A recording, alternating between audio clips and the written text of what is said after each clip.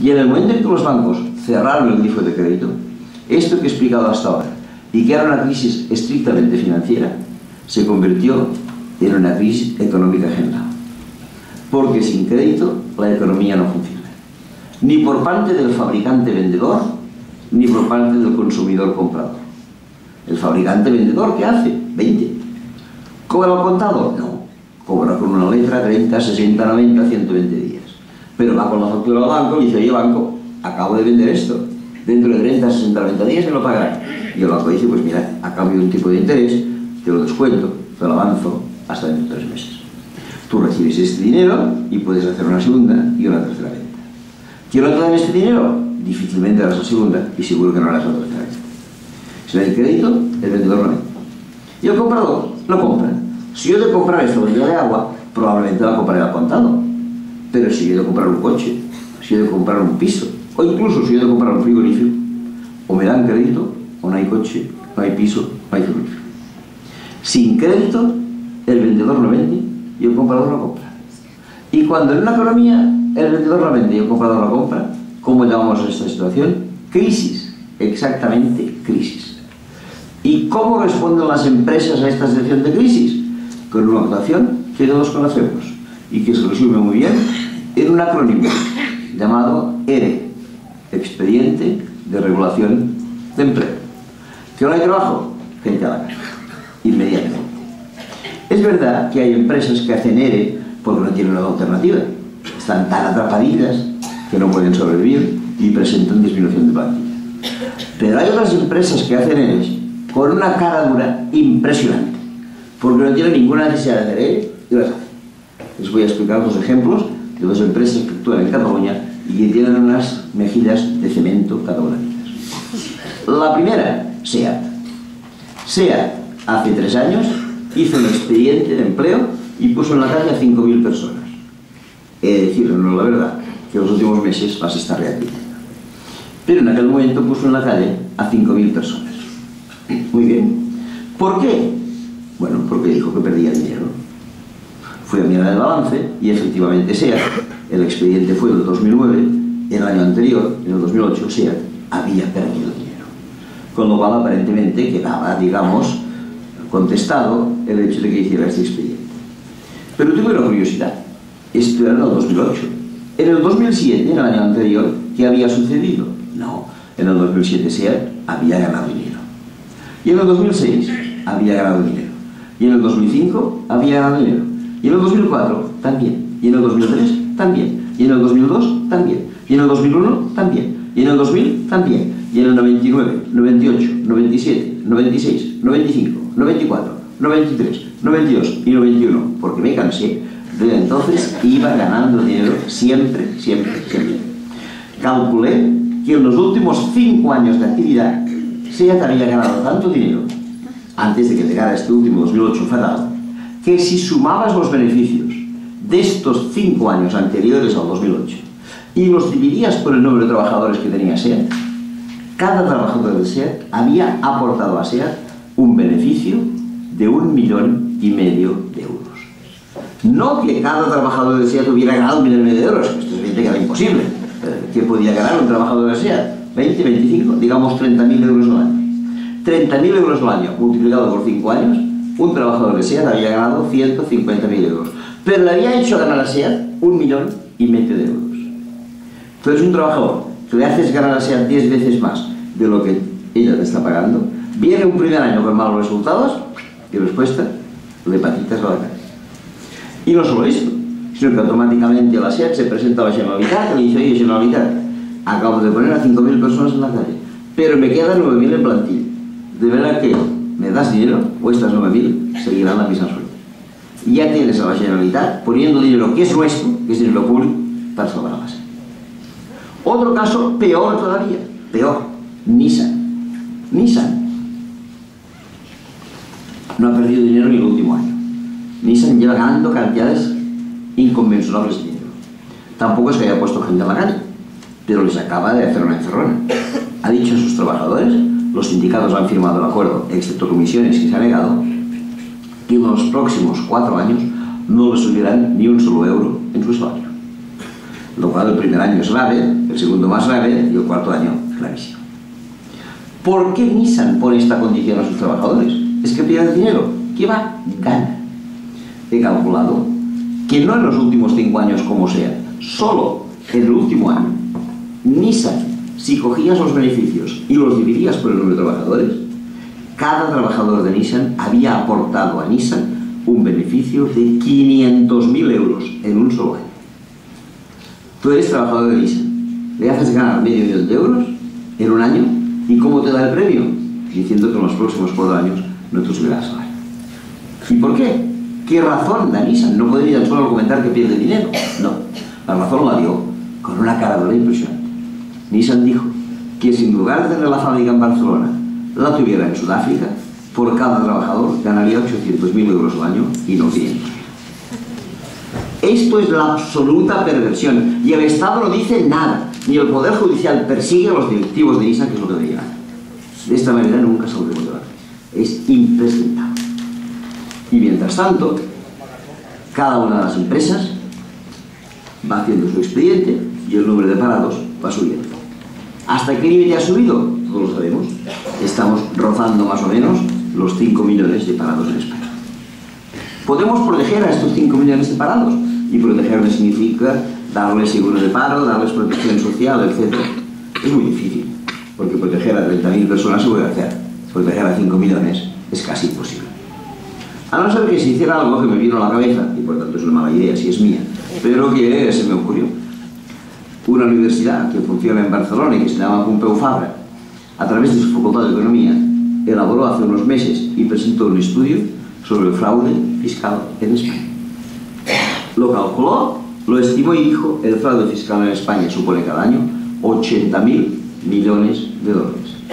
Cifra que automáticamente, a los pocos días, fue ratificada por las 2 agrupaciones de inspectores de Hacienda que tiene España.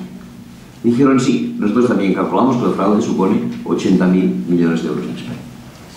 Entonces yo, muy ingenuamente, dije: si estos 80.000 millones los pudiéramos recuperar y los dividiéramos entre 5 millones de parados, a cada parado le corresponderían 16.000 euros al año. A una casa con 2 parados les podrían corresponder 32.000 euros. A una casa con 3 parados les corresponderían 48.000 euros. ¿Qué más queremos en una casa con 3 parados que tener 48.000 euros al año? Pero para esto haría falta rescatar los 80.000 millones de fraude fiscal. ¿Hay alguna voluntad política de rescatar el fraude fiscal? Ni una. Ni una. Ni aquí ni en ningún sitio. Hace unos meses fue procesada por fraude fiscal la señora más rica de Francia. Una señora que se llama Liliane Bettencourt, que es la propietaria de los famosos laboratorios de perfumería L'Oréal. A esta señora la procesaron porque puso su dinero en Suiza para no tener que pagar impuestos en Francia. Perdón, y entre paréntesis, según todos los periódicos, la señora Liliane Bettencourt, primera evasora de impuestos de Francia, fue la segunda persona que más dinero facilitó al señor Nicolas Sarkozy para financiar su campaña electoral. Y el padre de la señora Liliane Bettencourt fue la persona que hace 60 años más dinero dio para que tirara adelante al gobierno fascista de Vichy, que luchaba contra los resistentes franceses en la Segunda Guerra Mundial. A esto se llama, de tal palo, tal astilla. Bien, esta es la realidad. Pero cuando esta señora Bettencourt puso su dinero en Suiza y fue procesada, la prensa francesa dijo: es que esta señora es tonta. No le hacía falta esconder su dinero en Suiza, no le hacía falta. Lo podía guardar en Francia y no le hubiera pasado nada. Porque decía este artículo: en Francia, el Ministerio francés de Hacienda tiene un departamento llamado Departamento de Grandes Fortunas que asesora a las grandes fortunas francesas indicándoles en qué fondos pueden invertir por el hecho de que son fondos deslavables y les quitarán la posibilidad de tener que pagar impuestos. Que yo sepa, en España esto no funciona, pero sí que funciona. Porque como muchos de ustedes saben, existen las llamadas SICAV, las sociedades de inversión de capital variable. Las grandes fortunas del país colocan este dinero allí y al final de los rendimientos que obtienen solo pagan el 1% de tributación. Todos sabemos, si hacemos declaración de renta, que nadie se escapa del 15, del 20, del 25, del 30, según el baremo que le corresponde. Pues estos señores solo pagan el 1%. El periódico nos decía el otro día quiénes eran los dos mayores inversores en SICAP en España. El primero se llama Emilio Botín, marido de una señora que suele ir a conciertos. Y el segundo se llama Amancio Ortega, y como ustedes saben, es el dueño de las peores y más impresentables tiendas de España, que se llaman Zara, Massimo Dutti, Inditex y cosas por el estilo. Esta tienda fue denunciada hace poco tiempo para hacer trabajar a gente en Mataró, una ciudad de Cataluña, gente de nacionalidad china, que producía, trabajando 14, 15 y 16 horas diarias, camisetas a precio irrisorio para que después Inditex, es decir Zara, los pudiera vender carísimos en sus tiendas. El otro cliente de esta tienda que fue denunciada por la legislación laboral y que también compra camisetas baratísimas para venderlas carísimas, se llama El Corte Inglés. Así funcionan las cosas. De manera que esto es lo que pasó. La gente no paga impuestos. Por cierto, hablando del señor Botín, permítanme que les dé a conocer una anécdota que es famosa. Hace unos años, una jueza de Madrid, que pertenece a la Audiencia Nacional, le llamó a declarar al señor Botín. Y dijo, mire, no es una cuestión personal con usted, pero usted es el presidente del Santander. Tengo números hechos y creo que el Santander ha evadido fiscalmente 600 millones de euros. Primero que venga usted a declarar y así compararemos números a ver qué pasa. Esto lo tengo arbitrado en 4 expedientes distintos, el primero de los cuales supone 124 millones de euros. Venga usted a declarar, pero tráigase consigo los 124 millones de euros, porque si no declara su declaración, usted regresará a su casa, pero los 124 se quedarán aquí hasta el día de la sentencia final. Como que el señor Botín es amante de su libertad, cogió los 124 millones de euros y se fue rápidamente al juzgado. El juzgado le había pedido que este dinero lo llevara en efectivo. El señor Botín se dio cuenta que 124 millones en efectivo no caben en el bolsillo y entonces lo que hizo fue coger una furgoneta blindada de su banco, la llenó con 124 millones de euros y él y furgoneta se acercaron a la Audiencia Nacional. Él subió al segundo piso a hacer la declaración y la furgoneta, como se supone, se quedó en el garaje. Cosa de la cual nos informaba perfectamente un diario al día siguiente, cuando nos decía: ayer hubo un botín dentro y otro fuera del juzgado. Perfectamente. Finalmente el juez le dijo: mire, señor Botín, si usted quiere, ya puede regresar a su casa, pero los 124 millones aquí, hasta aquí lo diga. Muy bien, el señor Botín se regresó a su casa, los 124 millones se quedaron allí. Pero la jueza no los quería tener en el cajón, porque esto es más bien peligroso. ¿Y qué hizo? Ordenó que estos 124 millones fueran ingresados en la cuenta corriente del juzgado, abierta en el Banco Español de Crédito, filial del Santander, presidido en aquellos momentos por una señora llamada Ana Patricia Botín, hija de la alcaldesa. Cuando los periodistas vieron este escándalo, se dirigieron inmediatamente a un señor llamado Pedro Solbes, que a la sazón era el ministro de Hacienda, y le dijeron: oiga, señor Solbes, mire que dice la jueza que el señor Botín le está quitando estos millones de euros. Usted actuará en consecuencia, ¿verdad?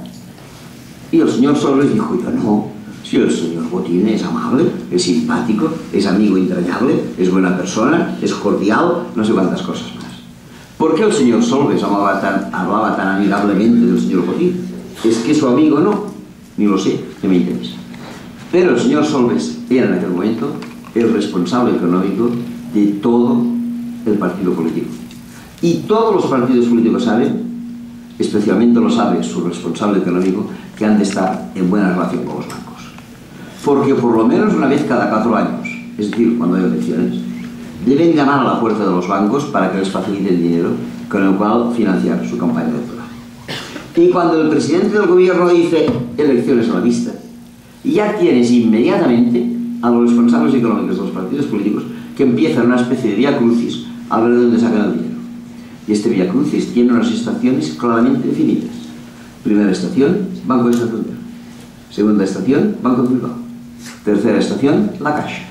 Y cuarta estación, por lo menos en el caso de Cataluña, Palau de la Música Catalana. Si alguno de ustedes conoce lo que pasa. Muy bien. Y por tanto, probablemente, los ministros, Solbes y compañía, deben saber o deben conocer perfectamente la frase que dice: nunca muerdas la mano del que te da de comer. Con lo cual, evidentemente, nunca aquellos que han de actuar intervendrán Nunca aquellos que han de pagar los impuestos los pagarán y nos quedaremos con un palo de nariz sin poder proteger a los que están